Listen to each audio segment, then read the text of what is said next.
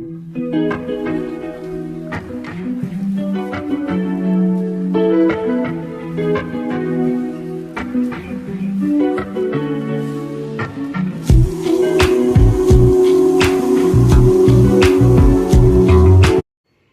அன்பானவர்களே, உங்களுக்கு தேவனுடைய இரக்கமும் கிருபையும் அவருடைய எல்லையில்லாத சமாதானமும் உங்கள் வாழ்க்கையில் நதியை போல பாய்ந்து வர கடவுது. ஆமேன், ஹல்லேலூயா. பிரியமானவர்களே, இன்றைக்கு நாம் 2 நாளாகமும் 20வது அதிகாரத்தில் கர்த்தர் செய்த அதிசயமான ஒரு வழியை குறித்து நாம் பார்க்க போகிறோம். ஹல்லேலூயா. அது போலதான் நம்ம வாழ்க்கையிலையும் தேவன் ஆச்சரியமான வழியை அவர் நடப்பிப்பார். எப்படி அப்படின்னு சொல்லி சொன்னா, யோதராஜா அவருக்கு 3 பேர் அவரை எதிர்த்து சண்டைக்கு வர்றாங்க. மோவாபியர், அம்மோனியர்னு சொல்லிட்டு சேயீர் மலைத்தோட இப்படி அதுக்கு பக்கத்தில் இருக்கிறவங்க எல்லாருமா சேர்ந்து அவரை எதிர்த்து வர்றாங்க. அப்போது அவரால் என்ன செய்யன்னு தெரியல. உடனே அவர் என்ன பண்ணுறாரு, ஆலயத்துக்குள்ளே ஓடுறாரு.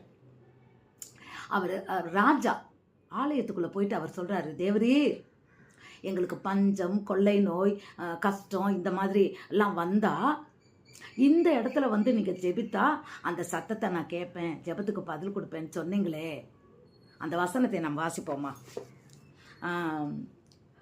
2 நாளாகமும் 20வது அதிகாரம் 9வது வசனம். எங்கள் மேல் பட்டயம், நியாய தண்டனை, கொள்ளை நோய், பஞ்சம் முதலான தீமைகள் வந்தால், தீமைகள், இத்தனை தீமைகள், பட்டயம், எதிர்நாடு சண்டை போட்டு வர்றது, கொள்ளை நோய், பஞ்சம், அப்புறம் நியாய தண்டனை. அதாவது ஆண்டவர் சில நேரங்களில் அவருக்கு செய்வார்ல, நீ இது செஞ்ச இதுக்கு இதுன்னு, அப்படிப்பட்ட நியாயமாக எங்களுக்கு கிடைக்கக்கூடிய தண்டனையை நீங்கள் கொடுக்கறது. இப்படிப்பட்ட நேரங்களில் உம்முடைய நாமம் இந்த ஆலயத்தில் விளங்குகிறபடியால் நாங்கள் இந்த ஆலயத்திலும் உமது சந்நிதியிலும் வந்து நின்று எங்கள் இடுக்கண்களில் உம்மை நோக்கி கூப்பிடுகையில் தேவரீர் கேட்டு ரட்சிப்பீரே என்று சொல்லி இருக்கிறீரே. அவன் உடனே மனுஷங்களை தேடி ஓடலை.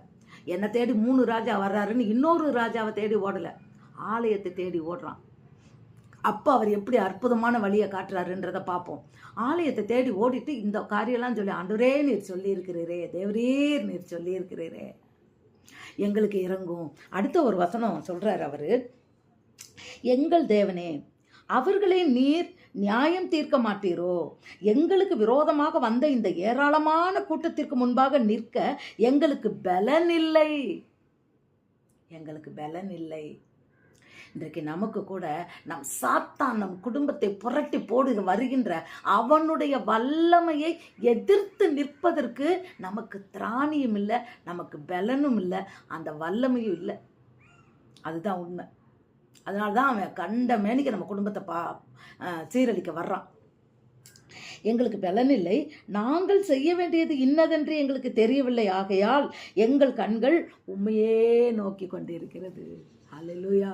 அப்போது நாமும் கூட நம் வாழ்க்கையில் நமக்கு விரோதமாய் கிரியை செய்கிற பொல்லாத காரியங்கள் நடக்கும்போது நம்ம என்ன செய்யணும்னு தெரியல. யாரோ நம்ம மேலே கேஸ் போட்டாங்க, ஏதோ ஒரு கஷ்டம் நடக்குது, ஏதோ ஒரு நம்மளோட இடத்த ஏமாத்துறாங்க, நமக்கு கொடுக்க வேண்டிய பணத்தை கொடுக்கல, நமக்கு சில போராட்டங்களை கொண்டு வர்றாங்க.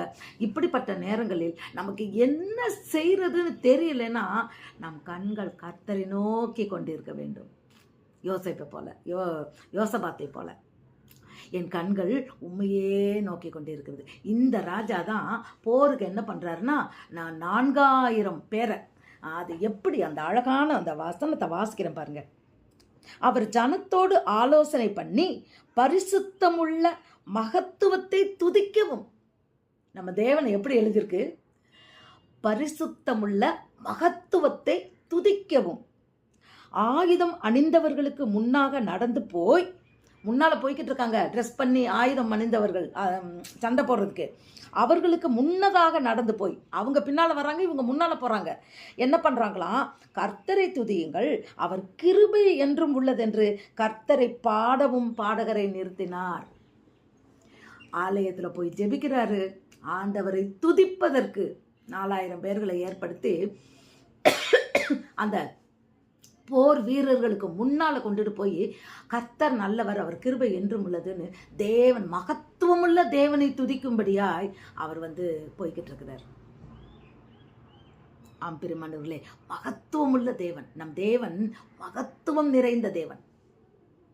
அப்படி துதிக்க போகும்போது என்ன நடக்குது அப்படின்னு சொன்னா, ஆண்டவர் என்ன பண்றாரு, அவங்க ஏராளமான ஆளு, அவங்க என்ன பண்றாங்கன்னா ஏதோ ஒரு கலகம் ஏன்னா இவங்க வேற அவங்க வேற, இவங்களுக்குள்ள சண்டை வந்துருது.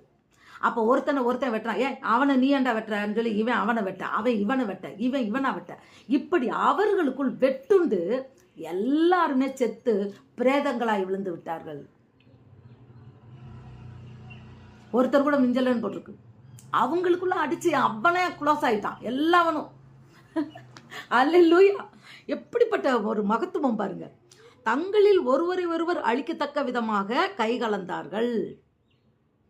அப்போ இவர் பார்த்தா ஜெயிக்க வந்தவங்க அவங்க வெட்டுண்டு எதிரிகள் செத்து போய் இவரை கர்த்தர் காப்பாற்றினார். எப்படிப்பட்ட ஒரு ஆச்சரியமான வழி பார்த்தீங்களா? இவர் என்ன பண்ணாரு? தேவனை துதித்தார். ஆலயத்தில் சென்று தேவனிடத்துல முறையிட்டு ஜெபித்தார். தேவரீர் தேவரீர் என்று அவரை அழைத்து, நீர் இப்படி சொல்லி இருக்கிறீரே, நீர் இப்படி சொல்லி இருக்கிறீரே. இன்னைக்கு மற்றவங்க ஒரு சிலர் என்ன செய்வாங்க தெரியுமா? ஆலயத்துக்கு போயிட்டு, ஆண்டவனே உனக்கு கண்ணு இல்லையா, இவ்வளோ நாள் நான் உன்னை தேடினனே, இப்படி இல்லை. பெரியமானவர்களே, இது மிகவும் மோசமான ஒரு வார்த்தை, காரியம், தேவனுக்கு அருவருப்பான ஒரு விஷயம். நம்பிக்கை இல்லாதவங்க, நன்றி கெட்டவங்க தான் இப்படி சொல்லுவாங்க. ஆண்டவர் நன்றி கெட்டவர்கள் தான் தேவனை பார்த்து உனக்கு கண்ணு இல்லையான்னு கேட்பாங்க. நம் தேவன் ஜீவனுள்ள தேவன். அவர்கள் கர்த்தருடைய கண்கள் பூமியெங்கும் உலாவிக் கொண்டு இருக்கிறது, நீதிமான்களை நோக்கி பார்த்து கொண்டு இருக்கிறது. அந்த அறிவு இவங்களுக்கு இல்லாதனால கேட்குறாங்க, உனக்கு கண்ணு இல்லையா? ஆனா இவர் என்ன சொல்றாரு? தேவரீர் நீர் இப்படி சொன்னீரே, எங்களுக்கு இரக்கம் பாராட்டுங்க அப்படின்னு சொல்லி துதிக்க வைத்தார். அதன் நிமித்தமாய் ஜெயித்த இவங்கள் ஜெயமெடுத்தார்கள். பிரியமானவர்களே, இந்த அதிகாரத்தின் மூலமாய் நாம் தெரிந்து கொள்வது என்ன, நம் தியானம் என்ன அப்படின்னு சொன்னா, இன்றைக்கு பிசாசானவன் 4 பக்கத்திலே வரலாம். பிள்ளைகள் மூலமா வரலாம், புருஷன் மூலமா வரலாம், மாமனார் மாமியார் மூலமா வரலாம், வேலை செய்யற இடங்கள்ல வரலாம், பிசினஸ் மூலமா வரலாம். நெருக்கப்பட்டு எத்தனை பக்கமும், என்னடா இது, எந்த பக்கம் நான் போனாலும் இடிக்குதேன்றது மாதிரி எல்லா பக்கங்களையும் நெருக்கி பிசாசானவன் முற்பக்கமும் பிற்பக்கமும் நெருக்கி அவன் நம்மை துன்புறுத்தி வரலாம். நம்ம என்ன செய்யணும்? நம்ம கண்கள் கர்த்தரையே நோக்கி கொண்டிருக்கணும். அல்லேலூயா! அப்ப நம்ம வாழ்க்கையில் அற்புதங்கள் நடக்கும். துன்ப நேரத்துல தான் ஆண்டவரை இன்னும் அதிகமா துதிக்கணும். நமக்கு கஷ்டம் வரத்துல கர்த்தரை இன்னும் அதிகமா தேடணும். கஷ்டம் வந்தா சிலர் ஆண்டவரையே மறந்துடுவாங்க. சர்ச்சுக்கு போக மாட்டாங்க, பைபிள் படிக்க மாட்டாங்க, ஜெபம் பண்ண மாட்டாங்க, துதிக்க மாட்டாங்க. அவங்களுடைய போராட்டங்கள்லாம் முடிகிற வரைக்கும் தேவனை விட்டு இது பிசாசினுடைய கிரியைன்னு அவங்களுக்கு தெரியல. அப்ப தேவனை விட்டு தூர போக போக போக போக சிக்கல்ல இன்னும் மாட்டிக்கிடுவாங்க. இப்ப சகதி இருக்குன்னு வச்சுக்கீங்களேன், இந்த புதைக்குழி மாதிரி. அதுல நீங்க இது ஒரு புதைக்குழியில போய் விழுகிறதுக்கு சமம். முதல்ல கால் வைக்கும் போதே உள்ள இழுக்குதுன்னு சொன்னா நம்ம வெளியே வந்துடணும். 2வது காலை உள்ள வச்சு இன்னும் உள்ளேயே ஆழமா போய்கிட்டு இருந்தா கடைசியில ஜீவன் தான் போகும். நம்மளை தூக்கி விட கூட யாராலையும் முடியாது. அதுபோல் தான் பிரியமானவர்களே, தேவனை விட்டு விலகுகிறவர்களை துன்மார்க்கன் என்று வேதம் சொல்லுகிறது. நம்ம அவர்களை விட்டு விலகும் போது நமக்கு தீமை நெருங்குகிறது. அது தெரியல. நம்ம என்ன நினைச்சுக்கிறோம்? இதெல்லாம் வந்த உடனே ஆண்டவரை விட்டுட்டு போயிடுறோம். இல்லை பிரியமானவர்களே, தாவீதை யோசபாத் ராஜாவை போல நம் கண்கள் கர்த்தரையே நோக்கி கொண்டு தேவனுடைய சந்நிதியில் போய் நாம் ஜெபித்து தேவனை துதித்தால் அற்புதங்கள் நடக்கும். நம் வாழ்க்கையில் சாத்தானோட எந்த பிரச்சனையா இருக்கட்டும், நான் சவால் விட்டு சொல்றேன், சாத்தானுடைய போராட்டங்கள் உங்களை மேற்கொள்ளாது, நிச்சயமா மேற்கொள்ளாது. அவன் தோற்று போனவன். பெரியமானவர்களே, அவனை பார்த்தா அற்பமா பேசுங்க. நீ தோற்று போன சாத்தானே, நீ தோற்று போனவன், என் தேவன் உன்னை விட பெரியவர்னு சொல்லுங்க. என்னில் இருக்கிற தேவன் உன்னை விட பெரியவர்னு சொல்லுங்க. என் தேவன் பெரியவர்னு சொல்லுங்க. என் இயேசு பெரியவர்னு சொல்லுங்க. சாத்தான் ஓடி போயிருவான்.